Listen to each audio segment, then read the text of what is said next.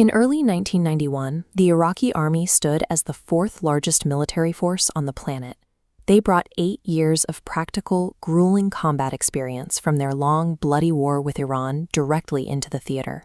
To hold occupied Kuwait, they constructed a massive Soviet-style defense in depth. The so-called Saddam Line layered deep minefields behind high sand berms, backed by hundreds of miles of barbed wire and excavated trenches designed to be filled with burning oil. Positioned behind these static frontline defenses sat the Theater Reserve.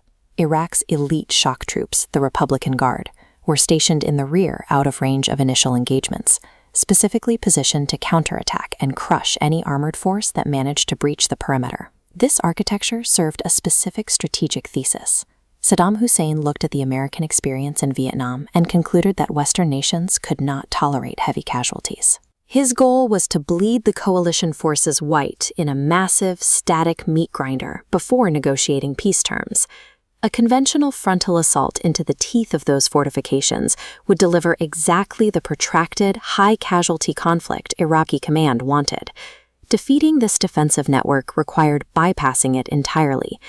General Norman Schwarzkopf and his Central Command faced an incredibly complex equation. Their primary objective, liberating Kuwait. Secondary targets included destroying chemical weapons and neutralizing the Republican Guard. To prevent the political fallout of a drawn-out conflict, CENTCOM designed their ground defensive to achieve all of these objectives in under 100 hours. Bypassing the static defenses meant pushing a massive armored force deep into the western desert and executing a massive flanking maneuver known as the left hook. Pulling off this envelopment relied entirely on mass deception, extreme supply chain logistics, and a distinct advantage in sensor technology. In the days before the attack, U.S. Marines conducted highly visible rehearsals of fake amphibious landings directly in the Persian Gulf.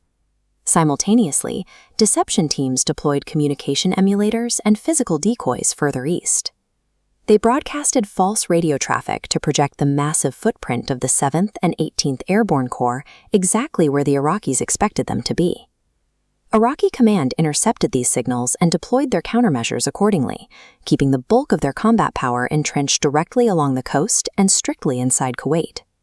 By controlling the intelligence environment, the coalition locked their forces in place, leaving the western desert wide open for the true offensive.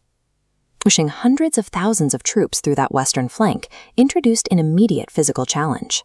The Iraqi desert offered virtually no geographical landmarks. Moving heavy armored divisions across this terrain, particularly at night, carried an immense risk of total disorientation. The solution was the integration of the Trim Pack, a handheld global positioning system receiver. The receiver tapped into orbiting satellites. Each utilized an atomic clock to broadcast a continuous signal marking its exact position and time. Capturing simultaneous signals from 3 or more satellites allowed the receiver to calculate differences in arrival times, triangulating a precise location. This marked the first large-scale deployment of GPS in combat. It turned an unmapped, featureless wilderness into a mathematically navigatable grid. As the initial assault units advanced rapidly, their flanks became exposed. To close the gap, Schwarzkopf ordered the heavy armor of the 7th Corps to advance their attack schedule by 14 hours. Accelerating the timeline forced the coalition logistics network to immediately meet enormous daily consumption rates. This chart visualizes the daily fluid requirements to keep the 7th Corps moving: 5.6 million gallons of fuel and 3.3 million water.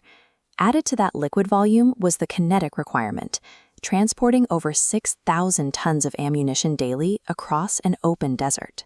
The physical execution involved a multinational force of 700,000 troops and thousands of tracked and wheeled vehicles advancing simultaneously in parallel columns.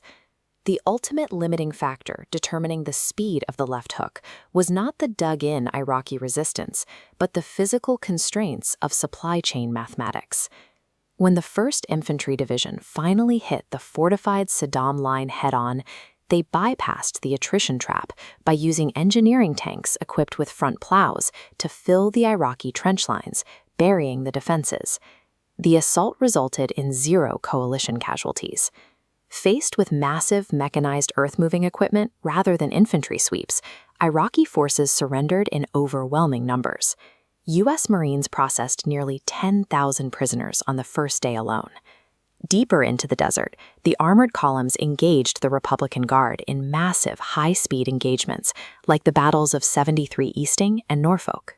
The Iraqi armored divisions fought fiercely, but their defensive doctrine relied heavily on visual observation. During the massive armored offensive, an unexpected, out-of-season dust storm rolled rapidly across the entire theater, severely limiting their optical sights. Coalition thermal sensors cut through darkness and sand, allowing crews to hit Iraqi armor before the enemy realized they were in range. This advantage extended to artillery. Firefinder radars instantly detected incoming fire, tracing trajectories backward to calculate the exact source coordinate.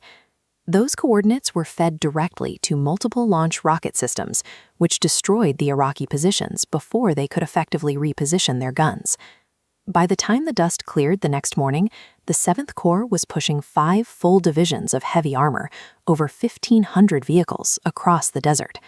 The dug-in defender usually holds the tactical advantage, but superior sensors inverted that entirely. The coalition saw exactly where the Iraqis were, while the Iraqis fired blindly into the dust. The left hook closed exactly as engineered. The 18th Airborne Corps severed Highway 8, cutting off the northern escape route to Baghdad, while the 7th Corps systematically dismantled the remaining armored divisions from the west. Recognizing his forces were caught in an inescapable pocket, Saddam ordered a withdrawal, accompanied by an act of environmental sabotage. Retreating Iraqi troops set hundreds of Kuwaiti oil wells into a blazing inferno. Thousands of fleeing military and civilian vehicles streamed out of Kuwait City, converging onto a single congested route heading north towards Basra. Trapped in a massive traffic jam, the retreating column was subjected to continuous bombardment by coalition aircraft and marine artillery. The sheer density of destroyed vehicles on the road earned it the name the Highway of Death. The envelopment was absolute. The ensuing destruction of the retreating army was so complete that the visual evidence of overkill forced an immediate political intervention. Facing global broadcast images of the devastation, President Bush ordered a cessation of hostilities, effective at exactly 100 hours into the ground campaign. This chart shows the staggering asymmetry: over 3,000 Iraqi tanks destroyed, compared to less than a dozen coalition losses. The human toll reflected the same disparity: 392 coalition fatalities against estimated Iraqi battle deaths of 35,000.